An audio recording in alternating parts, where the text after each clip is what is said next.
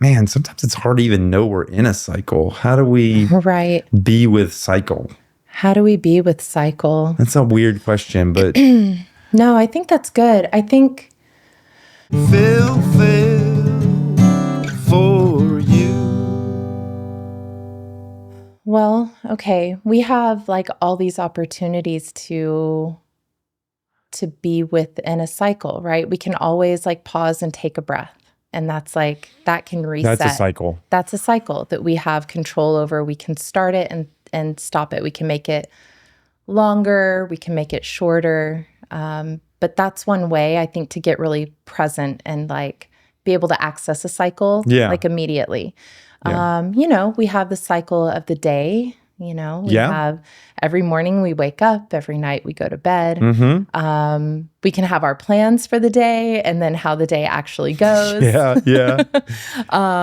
And, then we have cycles of the things we do in a day or in a week. We might have our steady rhythm where we might go to a yoga class every day at 9. Mm-hmm. We might go, so sitting down on a mat and beginning class, I think there's, some like reverence for starting a cycle. At that moment, the cycle of a class, the cycle, maybe that's the only class you go to every week. And that's like your, kicking off your week or, however you want to look at it, wherever it's like placed within the cycle of your week.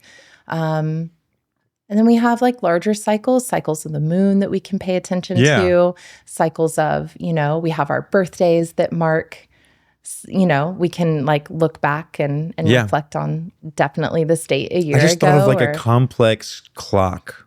It's a very complex clock, because it is a bunch of cycles everywhere around us. Cycles within cycles. That influence us and influence each other. Yep. And there's some conflict or tension in some of them too. I just thought of like, I don't want to die. I'm going to die. Right. 1000%. Yes. But I don't want to. I get it. Because I want to keep having this experience. Totally. And I have to, being with that death, having a death meditation can invigorate my living. Absolutely. Yeah. It could also, freeze or like paralyze my living. Mm-hmm. Yep. I get that. And I think that's part of the like free will of how you, I don't know, work through that struggle, Yeah. Mm-hmm. My younger son, he just had a birthday. He just turned 11. And he loves being with friends. Like it's his most favorite thing in the whole wide world is just playing endlessly. And he had a birthday party, had a sleepover. And then when everyone left, he like grieved the end of it, Yeah. I know. And he does almost any time like there's a sleepover, not just birthdays, but it's any time that there's that like extended close connection with friends. He like has a little grieving process that he goes through. So what you were just saying reminded me of that, and that we kind of have these like tiny deaths sort of all the time of like, I think of it sometimes could be in the middle of a really good conversation. It's like, I don't want this to end, or like, I don't want this experience to end. And we can't like cling too hard to it. That's we can't grasping. grasp. It is. And we have to just like move on to, like release, move on, trust that we can maybe have a similar experience in the future. Oh, I just thought of, we have this union here that will die. Yeah. And we'll leave and I'll start tidying up the room and I'll feel a sting. Totally. Yeah. When we find connection and closeness and comfort or love, there's maybe a fear that I won't ever find it again. Yeah. Like that when you leave, when that access, that love leaves, I'm then that Neanderthal seeking fire. Yeah. And not knowing how to make it on my own. But needing to find it out in the world. And it being a scarce resource. Like real authentic connection. Yeah. So that's maybe what your son's feeling like. This is intimate. This is nourishing. Yeah. And when it leaves, there'll be a vacuum there. Yeah. Yeah. But I we think have that's to, true. but that's part of the cycle. Like we It need, is. just like pranayama. I'm just gonna say things. You can tell me if I'm I right or love wrong. it. No. You're the specialist here. But like we breathe in, there's some space there where we're full. We breathe out, and there's some space there when we're empty. And we need all those parts. We do. We need all the parts of it. And we can elongate those places where we're full, right? I think that's one part of like the pranayama practice is that actual like that retention of the breath in or out, where we're actually fully experiencing, not the action of filling up or the action of releasing, but that like there are actually like 4 parts of the breath where we can suspend that space where we're full and experience that maybe for a little longer, and then release it and really experience fully what it is to be empty. Yeah. And that's almost like the breath as we normally experience it is just like the journey and not the destination so much of like the filling up and the release. But man, there is something sweet about lingering and spending time there. It's like that real, maybe the more that we practice that, the more we're able to be present with the present moment. Like if we're really enjoying it, maybe if we aren't even, what is it like to really sit with an experience even when you're not enjoying it, and then be able to well, the not enjoying it allows you to appreciate the emptiness of it. And yeah, exactly. So they both kind of have this like, I don't know, really special space that without practicing like mindfulness of the breath, maybe you don't get to experience as often. I don't know. Yeah. Workout. Sometimes I talk about bouldering. Well, in yoga, we do these poses and we breathe and we move and we kind of stress our body in some ways. We bend and we hold and we contract. Sure. All of that impacts how blissful Shavasana can feel. Yes. This sweet release. And sometimes I think of bouldering. I boulder and I put chalk on my hands. All of it makes that sweet release of when I wash my hands at the end so beautiful. I wash all that off and I'm like, this is just the best experience. And there's this just relationship between hard work and some rest. Yeah. You talk about the importance of rest. Definitely. Yeah, that practice of Shavasana, which is corpse pose, which is death pose. Right. Practicing being still and really releasing and surrendering. And then right at the end of class, it's like really sweet. Like maybe when, I guess in like I would hope that death comes as a sweet release, you know? Like may we all be so lucky. Yeah. I know it doesn't always come that way, but yeah. But yeah, that's like what one hopes for. I'm drawn to practice. Yeah, Sorry, we can practice ahead. sweet release. Yeah.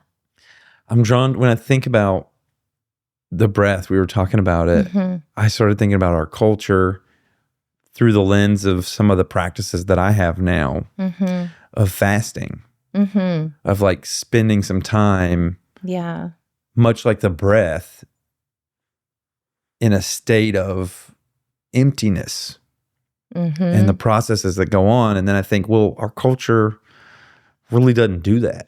We just fill ourselves up all the time. Consume. In all these different ways. Food, not drinks, just food, but visual, sound. Yeah, materials, like. Yeah, doing.